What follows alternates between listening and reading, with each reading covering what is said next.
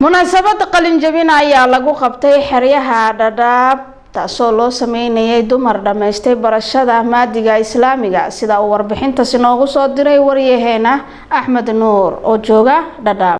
thumma dana fatadalla فكان قاب قوسين أو أدنى. madrasada ibnu salama oo ah madrasa ay si gooni ah wax ugu bartaan dumarka Soomaaliyeed ee ku nool xerada qaxootiga ee Xagardheer oo ka tirsan xerooyinkan qaxootiga ee Dadaab ayaa waxa lagu qabtay munaasabad ay ku qalin jabinayeen qaar ka mid ah dumarka wax ka barta madrasada ibnu salama. munaasabadan ay ku qalin jabinayeen dumarkan wax ka baranaya madrasadan ibnu salama ee xerada qaxootiga Xagardheer ayaa waxaa soo qaban qaabiyay maamulka iyo macallimiinta madrasada oo ah dhamaantood dumar.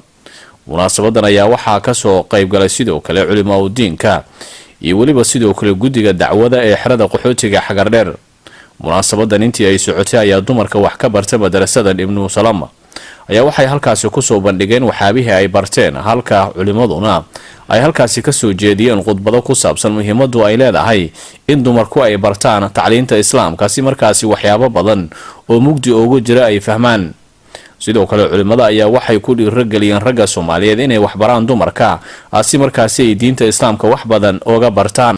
sidoo kale dumarkii halkaasi ka hadlay qaar kamid ah maamulka iyo macallimiinta madrasada ayaa iyaguna waxay ku dheeraadaan in loo baahan yahay in dumarka ku dhaqan xerada qaxootiga Xagardheer in ay ka faa'iideystaan madrasada ibnu salama oo ah madrasa gooni ah dumarka isla markaana lagu barto qaybaha kala duwan ee diinta islaamka.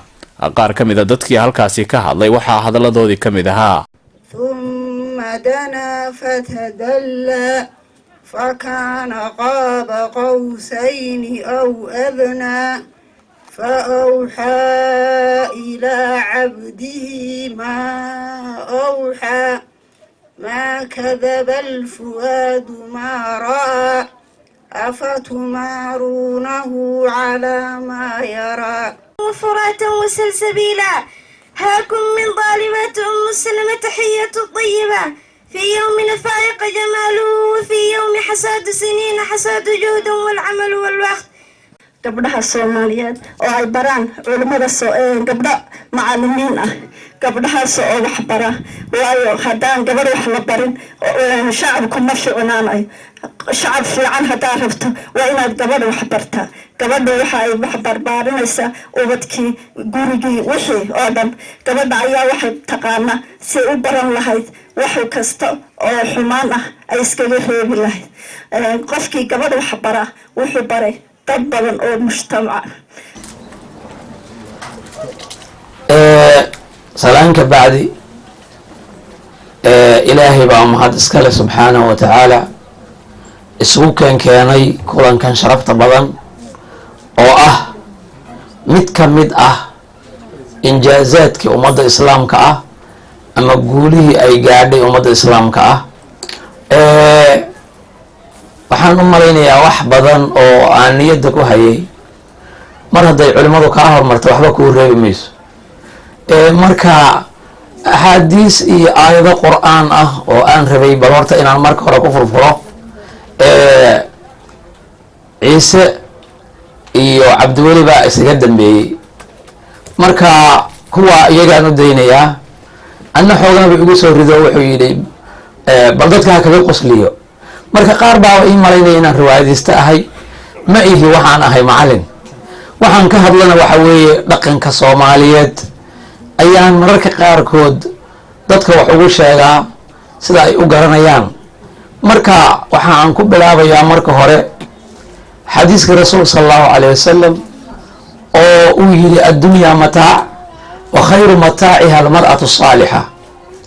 adduunyada oo dhan ayuu rasuulku sallallahu alayhi wasallam waxa uu ku materay inay tahay raaxa yar. raaxadeedii oo dhan markuu soo ururiyey haddana wuxuu ku soo ururiyey ciddii ilaahay uu siiyo almar'atu saalixa. arrintaa maanta waa daallo ama wax lumay oo qof kasta ka maqan weye. nin kastaa wuxuu leeyahay xaggee baad gabar fiican ka heshaa. kii xoolo doonto inaga cararay hadduu Maraykan iyo Australia tegay dib wuxuu inooga soo celiyay inuu yahay gabar fiican haya. arrin waaqica oo dhacday oo xaqaa'iq cala ardi alwaaqica weeyaan. haddii ninkii gabadh fiican helaa horta inuu isagu yidhahdo allah igu anfaco weeye, mid kale ku siin maayo, qof kale ma siinayo.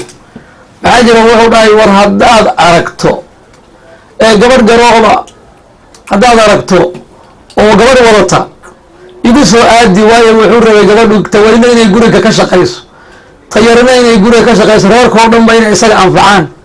wuxuu waa haddaan laba arko, mid anaa horta raadinayo ma kuu keenayo, haddaan laba arka weeyaan. idan gabadh wanaagsan cid waliba way doonaysaa. haddii aadna su-aasheen oo tidhaahdeen ma haysaana, anna waxaan leenahay haa, waa kuwa diinta ilaahay yaqaano weeyaan. waa arrin marka runtii xusudeeda mudan oy gabadhu ka hadashay, waana sax arrinkaasi. ilaahay baan u baryaynaa dhammaanteen ragga gabdhaha culayska ka saara diinta islaamka in ilaahay soo hanuuniyo oo ay noqdaan rag wanaagsan oo gabdhaha diinta ku hogaamiya. sida saxdaa waxaa weeye gabadhu hadday tiraahdo dersi baan aadi, wax ka fiican uusan jirin bay ila tahay. waxay ahayd wadaadka duujaanisaysta carruurta inuu ka xumbaaro oo ka reebo, ayadana dersi uu diro. maxaa yeele haddii ayadu hagaagto wax ka maqani ninka inuusan jirin, waa xadiidkii macalinku u akhriyay. إن منكن تعلمنا أن المستحيل يتحقق من أحدنا معلماته آمن ملان قلوبنا بالدفء والحنان. marka ciyaal ugu barto maalin baan goyn maya nis horan imaani nis daba ma imaan karin ma jirto. meesha diinta aad ka baran karto waa in aad waqti kasta ha ku qaatee, waa inaad naftaada u hurto, waana waqtigaada u hurto, waana dhaqaalaha u hurto. wax barte rag iyo dumar wuxuu noqdo qiyaamo marka aad dhimato acmaashaadi way shaqeyn dadka kale markay acmaashooda ka go'aan. idinkoo axaadiista is hor dhigaysaan yaa waxaa la doonayaa inaad hor ka sii wadaan waay. intaasaan kusoo xiraya. hada wabillahi tawfiiq, wallahu aclamu bisawaabi wailayhi almarjicu walmaabu. sala allahu wasalama calaa nabiyina. muddooyinkii ugu dambeysay ayaa madarasada ibnu salama oo ah madarase ku taala xerada qaxootiga xagardheer ee xerooyinkan qaxootiga ee dhadhaab waxay door libaax leh ka qaadanaysay u ololida in dumarka ku dhaqan xerada xagardheer ay bartaan diinta islaamka, islamarkaana ay siinaysay wacyigelin kala duwan oo ku saabsan dumarku inay ka faa'iidaystaan madarasadan iyo weliba goobaha kale lagu barto diinta islaamka. axmed nuur maxamed cabdulaahi yogol, tv-ga caalamiga ee royal, xeryaha qaxootiga ee dhadhaab, gobolka waqooyi bari ee Kenya.